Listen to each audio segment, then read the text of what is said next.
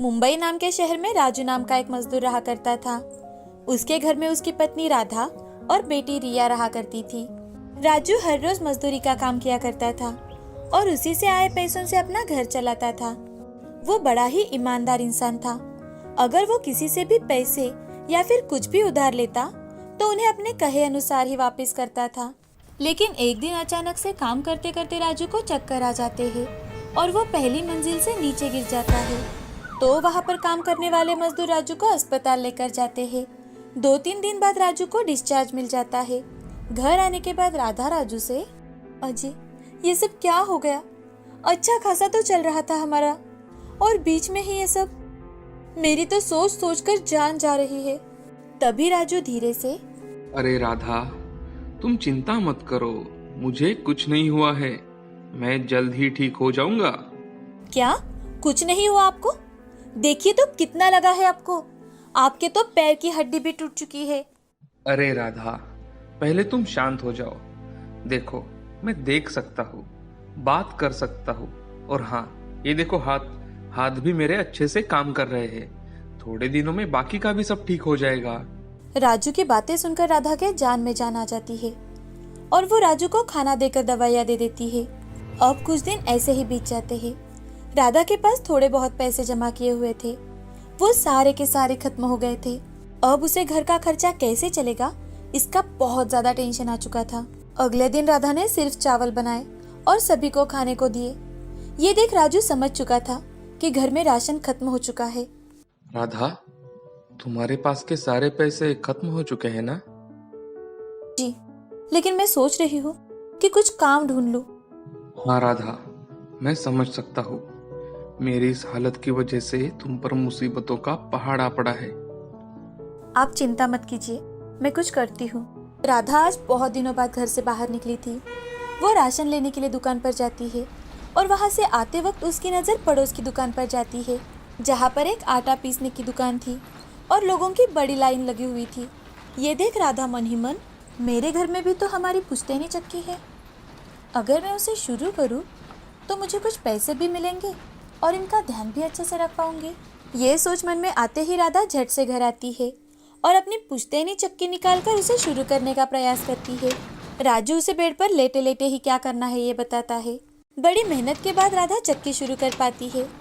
जब चक्की शुरू हो जाती है तो ये देख राधा बहुत खुश हो जाती है और अपने पति से, अजी अब मैं लोगों को आटा पीस के दिया करूँगी ताकि कुछ पैसे मिल सके। तभी रिया अपनी माँ से कहती है, माँ ये मुंबई शहर है। मुंबई शहर में किसके पास इतना टाइम है जो तुम्हारे पास आएंगे और लाइन में खड़ा रहकर राशन पिसवाएंगे? अरे ऐसे कैसे नहीं आएंगे, आटा तो सबके घर में लगता ही है ना। मैं राशन लेकर आ रही थी तो वहाँ पर बहुत भीड़ थी आटा पिसवाने के लिए। माँ अब तो सब कुछ ऑनलाइन चलता है। मेरी सहेली बता रही थी कि उसके यहाँ दूध तक उसकी माँ ऑनलाइन मंगवाती है। क्यों ना हम भी ऑनलाइन आटा बेचें? जिसे ज़रूरत होगी वो कॉल करके बोल देगा। लेकिन बेटा मैं ये सब कैसे करूँगी, मुझे तो कुछ भी नहीं आता। माँ मैं हूँ ना, मैं सब तुम्हें सिखा दूँगी।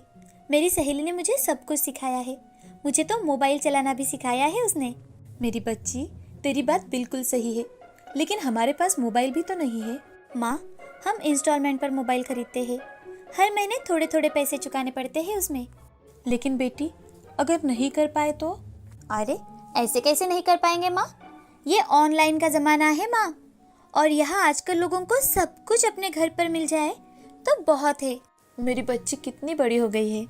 माँ रिया और राधा बातें कर ही रहे थे कि तभी राजू, अरे राधा, तुम हरीलाल की दुकान से ही राशन लाना, उन्हें मेरा नाम बताना मत भूलना।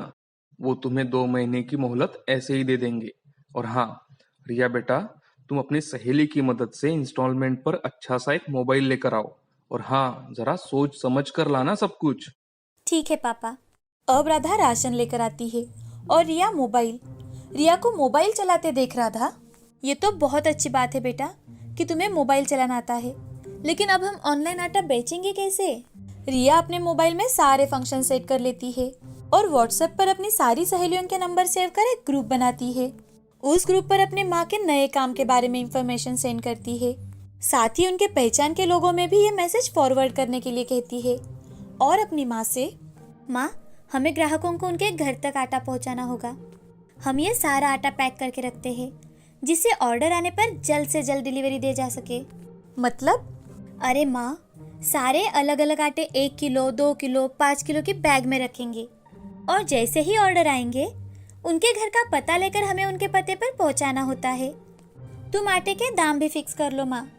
अच्छा, इसका मतलब जब किसी ने अगर मोबाइल पर हमें आटे के ऑर्डर्स दी तो हमें उसके घर के पते पर पहुंचाना है उस आटे को और फिर वो हमें पैसे देंगे, ऐसे ही ना?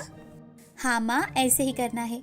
और फिर हम कुछ दिनों बाद तुम्हारा बैंक अकाउंट भी निकाल देंगे ताकि जिन्हें भी ऑनलाइन पेमेंट करना हो वो ऑनलाइन पेमेंट कर सके। मैं धीरे धीरे कर आपको सब कुछ सिखा दूंगी। अच्छा हुआ बेटी कि तुम्हें ये सारी बातें पता है, नहीं तो हमारा क्या होता। रिया एक चार्ट बनाकर अपने घर के बाहर लगा देती है। दोपहर के समय राधा को आटे के लिए कॉल आता है तो राधा एक पेपर पर नाम और पता लिख लेती है और उन्हें क्या क्या चाहिए ये भी। अब राधा राजू से, अजी आज आटा देने का पहला ऑर्डर आया है, मैं अभी देकर आती हूँ, तब तक आप अपना ख्याल रखना, ठीक है? हाँ राधा, तुम मेरी बिल्कुल चिंता मत करो, मैं बिल्कुल ठीक हूँ। और हाँ, पहले तुम तुम्हारा ऑर्डर देकर आओ और हाँ, पैसे गिन कर लेना। जी मैं अभी गई और अभी आई। ऐसा कह राधा 1 किलो गेहूं का आटा पैक करती है और बताए हुए पते पर पहुंचा देती है। ये देख आगे वाला कस्टमर, इतनी जल्दी आपका ऑर्डर आ भी गया, चलो अच्छी बात है। जी मैं यही पड़ोस की गली में रहती हूँ तो जल्दी आना हुआ। ये लीजिए आपका आटा और हाँ, मुझे इसकी रोटी कैसी बनी ये जरूर बताना। जी जरूर। कस्टमर राधा को पैसे दे देती है। राधा पैसे लेकर अपने घर लौटती है। घर आकर राधा वो पैसे भगवान के सामने रख देती है और हाथ जोड़कर अपने काम के लिए दुआ करती है। अजी देखिए, हमारी पहली कमाई है, मैं आज बहुत ज्यादा खुश हूँ। अरे राधा, ये तो बस शुरुआत है, अब तो आगे तुम्हें इससे भी ज्यादा काम करना पड़ेगा। अब कड़ी मेहनत करने के लिए अब से ही तैयार हो जाओ तुम। आपके मुंह में तो घी शक्कर हो। और हाँ, मैं हमेशा मेहनत करने के लिए तैयार हूँ। राजू और राधा बातें कर ही रहे थे कि तभी रिया घर में आकर अपनी माँ से, अरे माँ, अभी अभी 2 ऑर्डर्स आए हैं, एक 5 किलो आटे का और एक ज्वारी के आटे का। जल्दी से मुझे ऑर्डर पैक कर दो, मैं अभी देकर आती हूँ। हाँ ये लो, संभल कर जाना बेटी। अब रिया दूसरा ऑर्डर दे आती है और आए हुए पैसे रिया अपने माँ को दे देती है। अब मोबाइल की सहायता से राधा को हर रोज 10 से 15 ऑर्डर आने लगे। ये देख राजू भी बड़ा खुश था। अब बैठे बैठे राजू भी राधा की मदद करने लगा। राधा और रिया दोनों मिलकर ऑर्डर्स पूरे करने लगी। अब उनका सब कुछ ठीक चल रहा था। अब राजू भी कई हद तक ठीक हो गया था। राधा का पूरा परिवार हंसी खुशी रहने लगा। अब उनके घर में कोई भी समस्या नहीं थी। उन्होंने अपनी सारी उधारी भी चुकती कर दी थी। अब तीनों मिलकर कमाते थे। ये सब राधा की कड़ी मेहनत और रिया की समझदारी की वजह से हुआ था। उन्होंने अपनी सारी मुश्किलों को दूर कर दिया था। इस कहानी से हमें ये सीख मिलती है कि कड़ी मेहनत के दम पर हम हमेशा हमारी मंजिल हासिल कर लेते हैं। समय कितना भी कठिन क्यों ना हो, कठिन समय जाने के बाद अच्छा समय जरूर आता है। सोलापुर नाम के गांव में मीनू नाम की लड़की रहा करती थी। वो अपनी पढ़ाई के साथ साथ अपने माँ पिताजी को खेतों के कामों में भी हाथ बटा दिया करती थी। मीनू एक दिन खेतों में काम कर रही थी कि तभी उनके खेत में कुछ लोग गन्ने लेने के लिए आए। तभी मीनू के पिताजी शंकर, कौन हो भाई और क्या चाहिए तुम्हें? अरे भाई, हम यहाँ गन्ने लेने के लिए आए थे, तुम्हारे खेत में गन्ना दिखा तो चले आए। अच्छा अच्छा, ऐसी बात है, कितना गन्ना चाहिए था आपको? जी हमें 50 किलो गन्ना चाहिए था, क्या आप हमें अभी गन्ने काट कर दे सकते हैं? जी ठीक है, मैं आपको अभी गन्ने काट कर दे सकता हूँ, मगर मुझे गन्ने के दाम 15 रुपए किलो चाहिए। अरे भाई, तुम इस गन्ने के ज्यादा पैसे लगा रहे हो, हम तो ज्यादा से ज्यादा 12 रुपए देंगे, उसके ऊपर 1 रुपया नहीं दे सकते हम। ठीक है, अभी देता हूँ।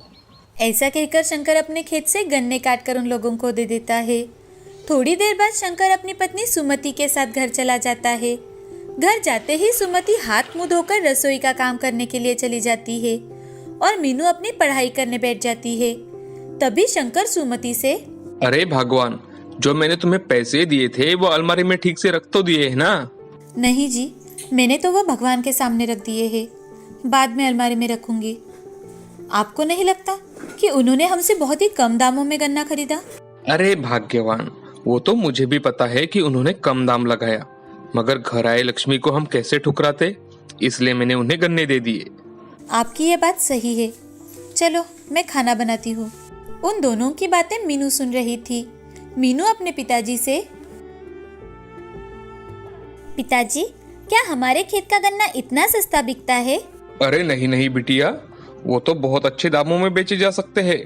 गन्ने को शहर में बहुत अच्छा दाम मिलता है, मगर गन्ने को शहर में कौन लेकर जाएगा, वो एक बहुत बड़ी समस्या है। पिताजी ठेले पर तो गन्ने का जूस बहुत महंगा होता है, 20 रुपए तो होता ही होता है। बिटिया तुम्हारी सारी बातें सही है, मगर हम कुछ नहीं कर सकते। शहर में लेकर जाने के लिए खर्चा भी तो आएगा। हम गरीब किसानों को वही दाम पड़ता है। मीनू अपने पिताजी की बातें सुन चुप हो जाती है। मीनू रात भर अपने पिताजी की बातें सोचती रहती है।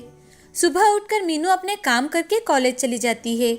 कॉलेज पहुंचने पर उसे थकान महसूस होने लगती है और उसी कारण वो सोचती है कि आज तो मुझे गर्मी के कारण बहुत ही थकान महसूस हो रही है। अगर मुझे यहाँ जल्दी से फ्रूट जूस मिल जाए तो कितना अच्छा हो जाएगा, इंस्टेंट एनर्जी मिल जाएगी। ऐसा सोचकर मीनू अपने कॉलेज चली जाती है। कॉलेज छूटने के बाद वो घर आ जाती है। कुछ दिन ऐसे ही बीत जाते हैं। शंकर के घर के हालात बहुत ही खराब हो जाते हैं। उसमें मीनू की कॉलेज की फीस भी आ जाने की वजह से शंकर और मालती टेंशन में आ जाते हैं। तभी यह सब देखकर मीनू अपने पिताजी से, पिताजी मैं कुछ दिनों से सोच रही थी कि क्यों ना हम कॉलेज के सामने एक ठेला लगाकर गन्ने का जूस बेचे। वहाँ आसपास कोई भी ठेले वाला नहीं है और कॉलेज करके मैं आपका हाथ बटाने आ जाया करूंगी। मीनू की बातें सुन शंकर और मालती सोच में पड़ जाते हैं। थोड़ा सोचने के बाद मालती शंकर से, मैं सोच रही हूँ कि हमारी मीनू सही कह रही है। मुझे उसका निर्णय अच्छा लगा। उसके साथ आप रहेंगे तो हमें चिंता की कोई बात भी नहीं रहेगी। अच्छा ठीक है, मगर गन्ने का जूस निकालने के लिए हमें मशीन भी तो लगेगी ना। मालती घर में जाकर अपने जमा किए हुए पैसे लेकर आती है और शंकर को देकर, ये कुछ पैसे हैं, मैंने अपनी बिटिया की शादी के लिए रखे थे, मगर अभी इसकी जरूरत है तो आप इसे इस्तेमाल कर सकते हो। अगले दिन वो पैसे लेकर शंकर बाजार चला जाता है और एक गन्ने का जूस निकालने वाली मशीन खरीद कर लाता है और स्कूल के सामने एक ठेला लगा देता है। शंकर मीनू से, अरे बिटिया, हम इतने सारे पैसे खर्च करके ये मशीन तो लेकर आए, मगर हमारे यहाँ ग्राहक तो आएंगे ना। क्यों नहीं आएंगे पिताजी, हमारा गन्ना अच्छा है, इसीलिए हमारे गन्ने का रस भी ताज़ा और बहुत गुणकारी रहेगा, इसीलिए ग्राहक बार बार हमारे यहाँ जरूर आएंगे। तुम्हारी बातें सुनकर तो मुझे सच में लग रहा है कि हमारा गन्ने का जूस पीने बहुत सारे लोग आएंगे। दूसरे दिन शंकर और मीनू जल्दी ही ठेले पर चले जाते हैं। सुबह उनके ठेले पर कोई नहीं आता, मगर जैसे जैसे दोपहर होने शुरू हो जाती है वैसे वैसे मीनू के ठेले पर लोग आना शुरू हो जाते हैं। एक बूढ़ा आदमी शंकर से, अरे भाई, एक ग्लास गन्ने का जूस तो दो, बहुत थकावट लग रही है। अभी देता हूँ दादाजी, आप बैठिए। हाँ हाँ, मैं अभी बैठ जाता हूँ। ऐसा कहकर शंकर गन्ने का रस निकालना शुरू कर देता है। कुछ मिनटों में ही गन्ने का जूस तैयार हो जाता है। तभी शंकर एक ग्लास में जूस डालकर वो बूढ़े आदमी को दे देता है। बूढ़ा आदमी गन्ने का जूस पीने के बाद बहुत खुश हो जाता है और बूढ़ा आदमी शंकर से, अरे भाई, तुम्हारा गन्ने का जूस तो बहुत स्वादिष्ट है। मैंने इतना अच्छा जूस आज तक नहीं पिया। ये बहुत लाजवाब है। धन्यवाद बाबा। बूढ़ा आदमी अपना जूस पीकर वहाँ से चला जाता है। तभी दो नौजवान भी उनके यहाँ आकर जूस पीकर चले जाते हैं। ये देख मीनू और शंकर बहुत खुश हो जाते हैं। मीनू अपने पिताजी से, पिताजी मैंने आपसे कहा था ना कि हमारे यहाँ ग्राहक आएंगे। ये तो शुरुआत है, आगे तो बहुत ग्राहक आएंगे। हाँ बेटी, भगवान करे तुम जैसा कह रही हो वैसा ही हो। ऐसे ही दिन प्रतिदिन मीनू के ठेले पर ग्राहक भीड़ करने लगे। ग्राहकों को उनके गन्ने का जूस बहुत ही अच्छा लगता था और उसी वजह से उनके ग्राहक आना बढ़ गए थे। कुछ ही दिनों में शंकर ने मीनू के कॉलेज की फीस भी भर दी और अपने खेतों के साथ ठेले का काम भी संभाल लिया। शंकर की पत्नी मालती भी उनके साथ काम करने लगी थी।